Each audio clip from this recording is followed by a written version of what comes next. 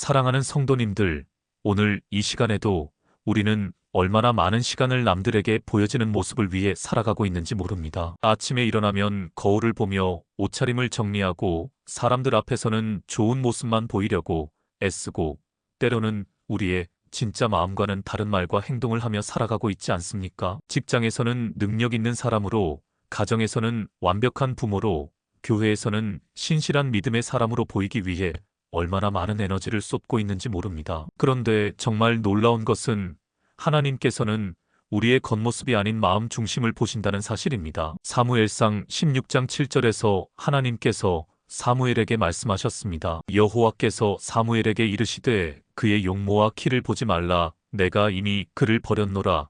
내가 보는 것은 사람과 같지 아니하니 사람은 외모를 보거니와 나 여호와는 중심을 보느니라. 이 말씀이 우리에게 주는 깊은 위로와 동시에 도전이 얼마나 큰지 모릅니다. 하나님은 우리가 얼마나 멋있게 보이는지, 얼마나 성공적으로 보이는지에 관심이 없으십니다. 오직 우리의 마음이 어떠한지, 우리의 진정한 동기가 무엇인지, 우리가 하나님과 사람을 향해 품고 있는 마음이 어떠한지를 보고 계십니다. 오늘 이 시간을 통해 하나님께서 정말로 원하시는 마음이 무엇인지, 그리고 어떻게 하면 하나님이 기뻐하시는 중심을 가질 수 있는지 4가지 소중한 진리를 나누고자 합니다. 첫 번째로 말씀드리고 싶은 것은 하나님은 우리의 진실한 마음을 원하신다는 것입니다. 우리는 종종 하나님 앞에서조차 가면을 쓰고 살아가려고 합니다. 기도할 때도 멋있는 말로 기도하려고 하고, 찬양할 때도 남들이 보기에 경건해 보이려고 애쓰고, 헌금할 때도 다른 사람들의 시선을 의식하며 살아갑니다. 그러나 시편 51편 6절에서 다윗은 이렇게 고백했습니다. 보소서 주께서는 중심의 진실함을 원하시오니 내 속에 지혜를 알게 하시리이다. 다윗이 밧세바와 범죄한 후 나단 선지자의 책망을 받고 회개할 때 드린 기도입니다. 이때 다윗은 깨달았습니다. 하나님께서 원하시는 것은 화려한 제사나 겉으로 보이는 경건함이 아니라 중심에 있는 진실함이라는 것을 말입니다. 진실함이란 무엇입니까? 그것은 하나님 앞에서 자신의 연약함과 부족함을 숨기지 않는 것입니다. 자신의 실패와 상처를 감추려 하지 않고 그대로 인정하는 것입니다. 남들에게는 보여줄 수 없는 추악한 모습까지도 하나님 앞에서는 솔직하게 내어놓는 것입니다. 실제로 우리 주변을 보면 가장 큰 은혜를 받는 사람들은 자신을 가장 솔직하게 내어놓는 사람들입니다. 교회에서 간증을 들어보면 가장 감동적인 간증은 자신의 실패와 연약함을 숨기지 않고 솔직하게 나누는 간증들입니다. 저는 완벽한 사람이었는데 하나님을 만났습니다라고 하는 간증보다 저는 이런 문제가 있었고 이렇게 실패했는데 하나님께서 저를 회복시켜 주셨습니다라고 하는 간증이 사람들의 마음을 더욱 깊이 움직입니다. 왜냐하면 그것이 진실하기 때문입니다. 하나님께서도 마찬가지입니다. 우리가 완벽한 척하며 다가올 때보다 연약하고 부족하지만 진실한 마음으로 나아올 때 더욱 기뻐하십니다. 예수님께서 말씀하신 바리새인과 세리의 비유를 기억해 보시기 바랍니다. 누가복음 18장 13절에서 세리는 하나님이여 불쌌단 나를 불쌍히 여기소서라고 기도했습니다. 이 세리는 자신을 포장하려 하지 않았습니다. 자신이 죄인임을 인정했고 하나님의 긍휼하심 외에는 다른 소망이 없음을 고백했습니다. 반면 바리새인은 자신의 의로운 행위들을 나열하며 자신을 자랑했습니다. 그 결과 예수님께서는 세리가 의롭다 함을 받고 집으로 돌아갔다고 말씀하셨습니다. 이것이 하나님께서 원하시는 진실한 마음입니다. 가면을 벗고 진짜 자신의 모습으로 하나님 앞에 나아가는 것입니다. 두 번째로 하나님은 우리의 순수한 동기를 원하신다는 것입니다. 우리가 하는 많은 선한 일들과 봉사들, 심지어 신앙생활조차도 때로는 불순한 동기로 할 때가 있습니다. 사람들에게 인정받기 위해서, 어떤 이익을 얻기 위해서, 혹은 단지 습관적으로 하는 경우들이 많습니다. 마태복음 6장 2절에서 예수님께서 말씀하셨습니다. 그러므로 구제할 때에 외식하는 자가 사람에게서 영광을 받으려고 회당과 거리에서 하는 것 같이 내 앞에서 나팔을 불지 말라. 진실로 너희에게 이르노니 그들은 자기 상을 이미 받았느니라. 당시 바리새인들은 구제할 때 사람들이 볼 수 있도록 일부러 나팔을 불었습니다. 자신들이 선한 일을 하고 있다는 것을 모든 사람이 알게 하려는 것이었습니다. 겉으로는 가난한 자를 돕는 좋은 일이었지만 그 마음속 동기는 사람들에게 인정받고 칭찬받으려는 것이었습니다. 예수님께서는 이것을 외식이라고 하셨습니다. 현대를 살아가는 우리들도 마찬가지입니다. 교회에서 봉사할 때 정말 하나님을 사랑해서 하는 것인지 아니면 다른 사람들이 나를 좋게 보기를 바라는 마음에서 하는 것인지 점검해 볼 필요가 있습니다. 헌금을 할 때도 정말 감사한 마음에서 드리는 것인지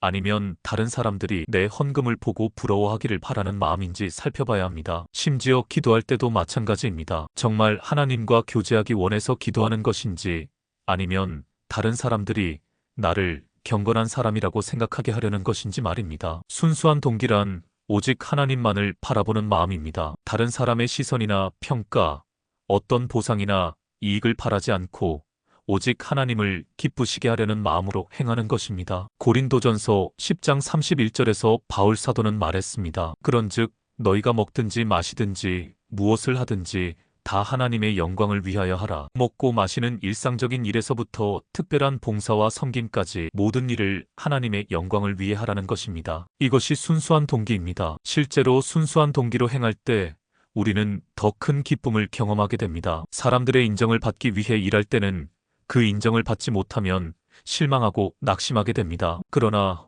오직 하나님만을 바라보고 일할 때는 결과가 어떻든 상관없이 평안을 누릴 수 있습니다. 하나님께서 우리의 마음을 아시고 기뻐하고 계신다는 것만으로도 충분한 기쁨이 되기 때문입니다. 세 번째로 하나님은 우리의 겸손한 마음을 원하신다는 것입니다. 교만은 하나님께서 가장 미워하시는 죄 중 하나입니다. 잠언 6장 16절부터 19절까지 하나님께서 미워하시는 7가지가 기록되어 있는데 그 첫 번째가 교만한 눈입니다. 교만한 마음은 하나님보다 자신을 높이는 마음이고 다른 사람들을 무시하고 깔보는 마음입니다. 반대로 겸손한 마음은 하나님 앞에서 자신의 위치를 정확히 아는 마음입니다. 야고보서 4장 6절에서 말씀하고 있습니다. 그러나 더욱 큰 은혜를 주시나니 그러므로 일러스되 하나님이 교만한 자를 물리치시고 겸손한 자에게 은혜를 주신다 하였느니라. 하나님께서는 겸손한 자에게 은혜를 주신다고 약속하셨습니다. 겸손이란 자신을 낮추는 것이 아니라 자신의 정확한 위치를 아는 것입니다. 하나님 앞에서는 피조물이요 죄인이요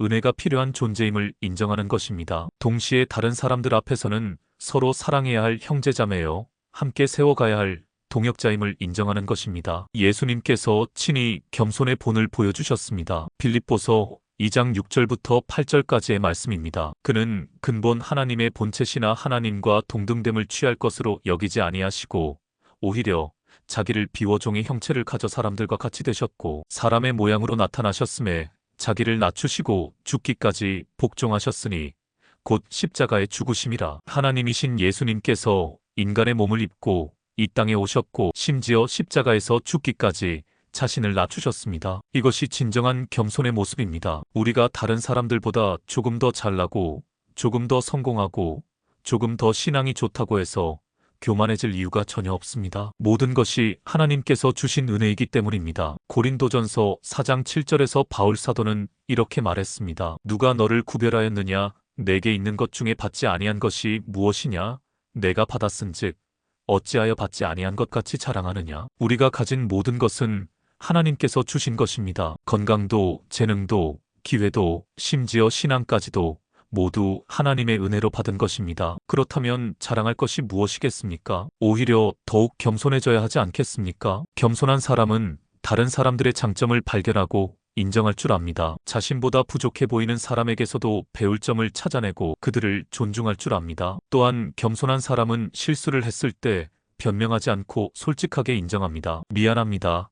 제가 잘못했습니다라고 말하는 것을 부끄러워하지 않습니다. 이런 겸손한 마음을 하나님께서 기뻐하시고 더 큰 은혜로 채워주십니다. 네 번째로 하나님은 우리의 사랑하는 마음을 원하신다는 것입니다. 율법의 모든 계명을 한마디로 요약하면 사랑입니다. 마태복음 22장 37절부터 39절까지 예수님의 말씀입니다. 예수께서 이르시되 내 마음을 다하고 목숨을 다하고 뜻을 다하여 주 너의 하나님을 사랑하라 하셨으니 이것이 크고 첫째 되는 계명이요 둘째도 그와 같으니 내 이웃을 내 몸과 같이 사랑하라 하셨으니 하나님을 사랑하고 이웃을 사랑하는 것 이것이 신앙생활의 핵심입니다. 아무리 많은 봉사를 하고 아무리 많은 헌금을 드리고 아무리 열심히 기도한다고 해도 사랑이 없다면 아무 소용이 없습니다. 고린도전서 13장 1절부터 3절까지 바울 사도의 말씀입니다. 내가 사람의 방언과 천사의 말을 할지라도 사랑이 없으면 소리나는 구리와 울리는 꽹과리가 되고 내가 예언하는 능력이 있어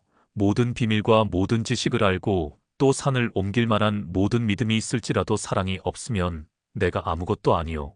내가 내게 있는 모든 것으로 구제하고 또 내 몸을 불사르게 내주어도 사랑이 없으면 내게 아무 유익이 없느니라. 사랑이 없는 모든 행위는 하나님께 아무런 의미가 없다는 강력한 메시지입니다. 그렇다면 하나님께서 원하시는 사랑은 어떤 사랑일까요? 첫째, 조건 없는 사랑입니다. 하나님께서 우리를 사랑하신 것은 우리가 잘나서가 아닙니다. 로마서 5장 8절에서 말씀하고 있습니다. 우리가 아직 죄인 되었을 때에 그리스도께서 우리를 위하여 죽으심으로 하나님께서 우리에 대한 자기의 사랑을 확증하셨느니라. 우리가 죄인이었을 때, 하나님을 거부하고 있을 때, 하나님의 원수였을 때에도 하나님께서는 우리를 사랑하셨습니다. 이런 조건 없는 사랑을 우리도 다른 사람들에게 보여주어야 합니다. 상대방이 나에게 잘해주기 때문에 사랑하는 것이 아니라 그 사람 자체를 사랑하는 것입니다. 둘째, 희생하는 사랑입니다. 요한복음 3장 16절의 유명한 말씀입니다. 하나님이 세상을 이처럼 사랑하사 독생자를 주셨으니 이는 저를 믿는 자마다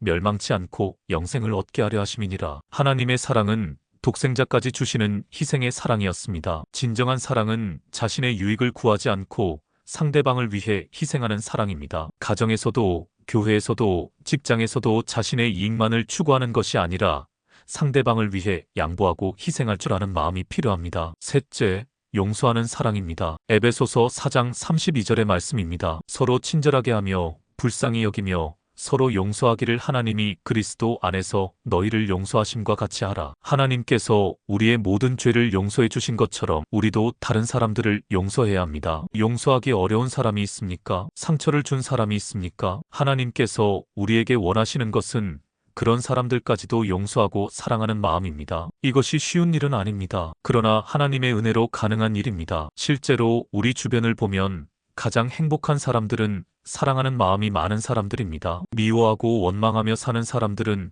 늘 괴롭고 힘들어합니다. 그러나 사랑하는 마음으로 사는 사람들은 어떤 상황에서도 기쁨을 잃지 않습니다. 왜냐하면 사랑하는 마음 자체가 큰 행복이기 때문입니다. 하나님께서도 마찬가지십니다. 우리가 사랑하는 마음을 가질 때 하나님께서 기뻐하시고 우리에게 더 큰 사랑을 부어주십니다. 사랑하는 성도님들, 오늘 우리가 나눈 4가지 진리를 다시 한번 정리해 보겠습니다. 첫째, 하나님은 우리의 진실한 마음을 원하십니다. 가면을 벗고 진짜 자신의 모습으로 하나님 앞에 나아가는 것입니다. 둘째, 하나님은 우리의 순수한 동기를 원하십니다. 사람들의 인정이나 어떤 이익을 바라지 않고 오직 하나님만을 바라보는 마음입니다. 셋째, 하나님은 우리의 겸손한 마음을 원하십니다. 하나님 앞에서 자신의 위치를 정확히 알고 다른 사람들을 존중하는 마음입니다. 넷째, 하나님은 우리의 사랑하는 마음을 원하십니다. 조건 없이 희생하며 용서하는 사랑의 마음입니다. 이 4가지가 바로 하나님께서 우리에게 원하시는 마음의 중심입니다. 세상 사람들은 외모와 성과와 성공만을 보지만 우리의 하나님은 마음 중심을 보십니다. 오늘 이 시간 이후로 우리의 마음을 다시 한번 점검해 보시기 바랍니다. 하나님 앞에서 진실한가, 순수한가, 겸손한가, 사랑하는가 말입니다. 만약 부족한 부분이 있다면 하나님께 도움을 구하시기 바랍니다. 하나님께서는 우리가 진심으로 변화를 원할 때 반드시 도와주십니다. 혼자서는 할 수 없는 일이지만 하나님의 은혜로는 모든 것이 가능합니다. 오늘 이 말씀이 여러분의 마음에 깊이 새겨져서 하나님께서 기뻐하시는 마음의 중심을 가진 아름다운 성도들이 되시기를 간절히 축복합니다. 이 영상이 도움이 되셨다면 좋아요 버튼을 눌러주시고 댓글로 여러분의 신앙 고백이나 간증을 나누어 주시기 바랍니다. 여러분의 진실한 마음이 다른 분들에게도 큰 격려가 될 것입니다. 구독과 알림 설정도 잊지 마시고 주변의 믿음의 가족들과도 함께 나누시기 바랍니다. 하나님의 풍성한 사랑과 은혜가 믿음의 가족들과 함께 하시길 축복합니다. 주님의 이름으로 축복합니다.